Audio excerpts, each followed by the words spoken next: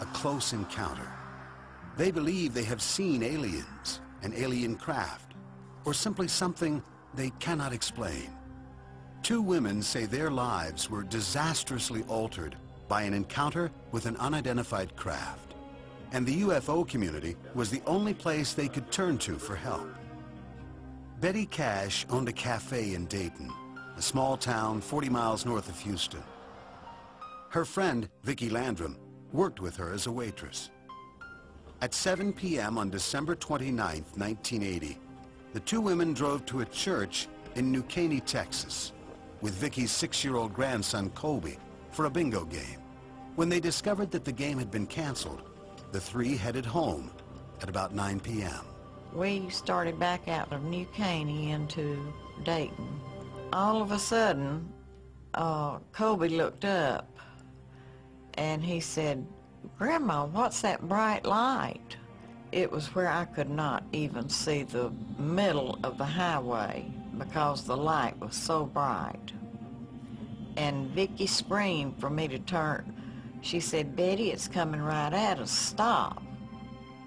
And it had been raining, so we couldn't get off the road and turn around and go back, so we just had to stop. I got out on the passenger side, holding Colby, and Betty walked to the front of the car and stood there looking up, and I was screaming for her to get back in the car because I was afraid she was going to get burned up. The three had stumbled onto what appeared to be an aircraft in distress. The vehicle sent down a stream of heat and flame onto the asphalt and the occupants of the car. It was a diamond-shaped thing. I mean, it was similar to this, and there was flames coming out of the bottom of it. My curiosity's bad, and I was going to try to find out what it was. The light was so bright, it was blinding me. And I was standing there trying to find out everything I could.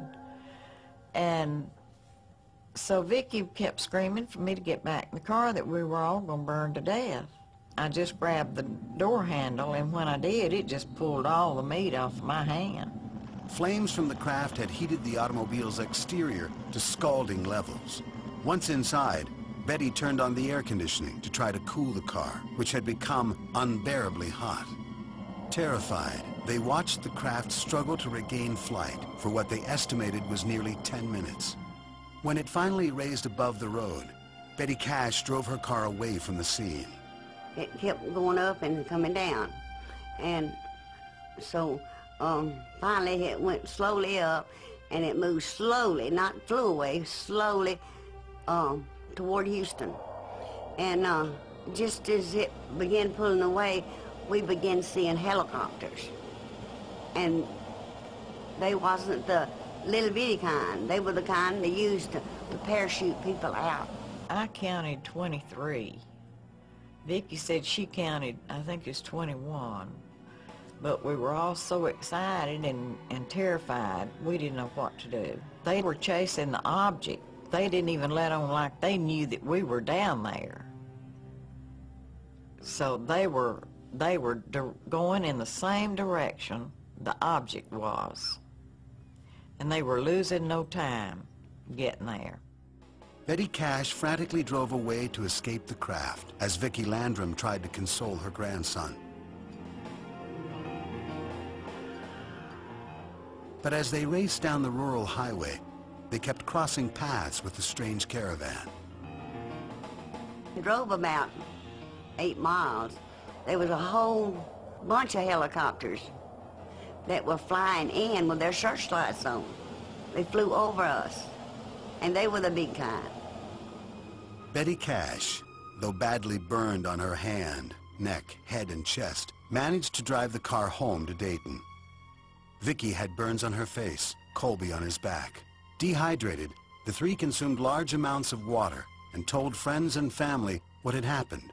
Betty's 20-year-old son tried to convince her to go to the hospital to be checked out.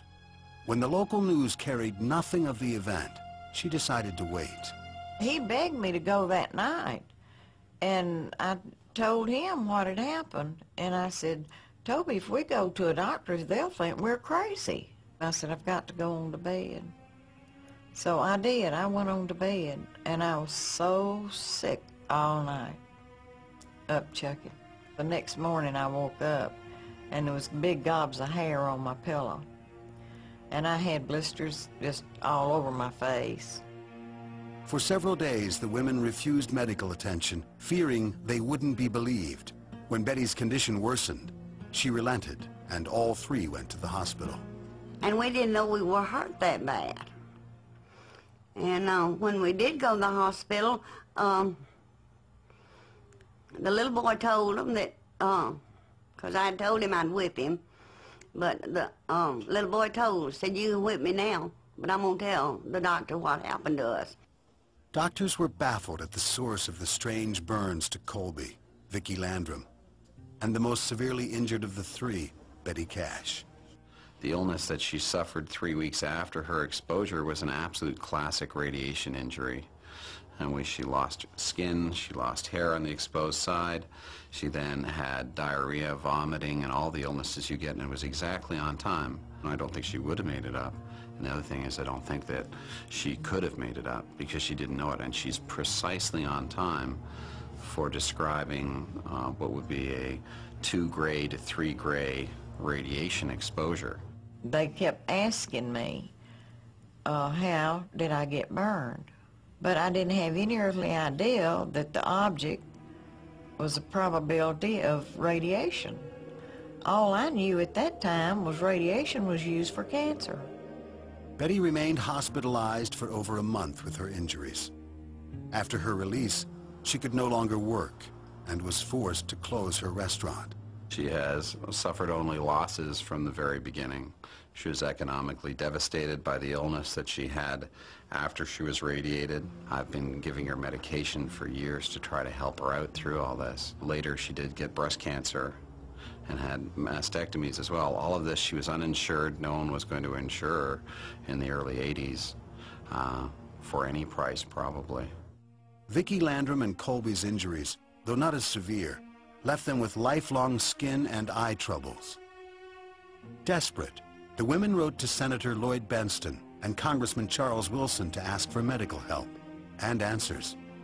I had received the letters back from Lloyd Benston and Charles Wilson telling us to go as soon as we were able to go, that Bergstrom Air Force Base knew all about it and they'd be glad to help us in any way that they possibly could. They said there'd be doctors up there that could help us. And we went up there, and they treated us very dirty. Officials at Bergstrom Air Force Base told them they knew nothing of the incident and informed them their only recourse was to try to sue the United States government for damages. Strangely, however, the military repeatedly attempted to purchase Betty Cash's vehicle, but she refused. As word of the incident spread around Dayton, Betty and Vicki felt ostracized by their neighbors. A minister offered to come to Vicki Landrum's home and pray with her alone, but she refused. It was then that the women turned to the UFO community for help. Next, 18 years after the original incident, another UFO investigator would try to lift the veil of secrecy surrounding this mysterious encounter.